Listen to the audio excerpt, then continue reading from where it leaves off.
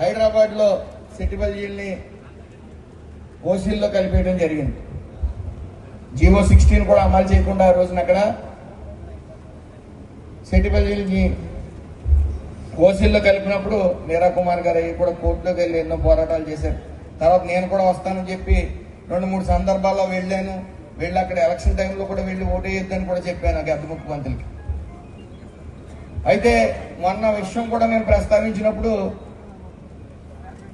కులాన్ని ఇప్పుడు ప్రాంతాలను విడినంత మాత్రాన కులాలని బీసీల నుంచి ఓసీ చేసేమని ఎక్కడా లేదు. అలాగే జార్ఖండ్లో తీర్పు ఉంది,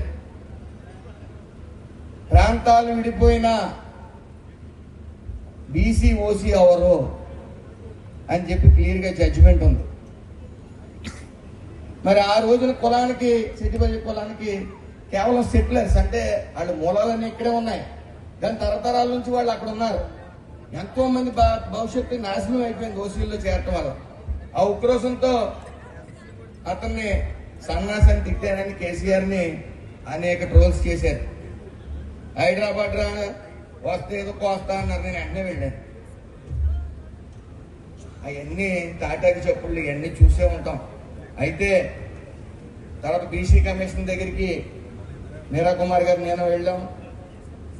మనం ప్రజెంట్ చేయవలసింది చేసాం, అక్కడ చెప్పవలసినవి అన్నీ కూడా చెప్పాం. అలాగే అతి త్వరలో నేషనల్ బీసీ కమిషన్ దగ్గరికి మళ్ళీ హైదరాబాద్ పెద్దలను మీరా కుమారి గారి నేతలను కూడా తీసుకెళ్లి అక్కడ ఢిల్లీలో కూడా రిప్రజెంటేషన్ ఇచ్చి దాని మీద పోరాటం చేయడం జరుగుతుంది. అందులో ఏ విధమైన సందేశం లేదు. వాళ్ళు కర్మకాలి కానీ బీఆర్ఎస్ అని పార్టీ పెట్టి వచ్చారంటే ఈ ఆంధ్ర రాష్ట్రం కాలు కూడా వాళ్ళని పెట్టినామని మరి ఖచ్చితంగా నేను తెలియజేసుకుంటా ఉన్నాను.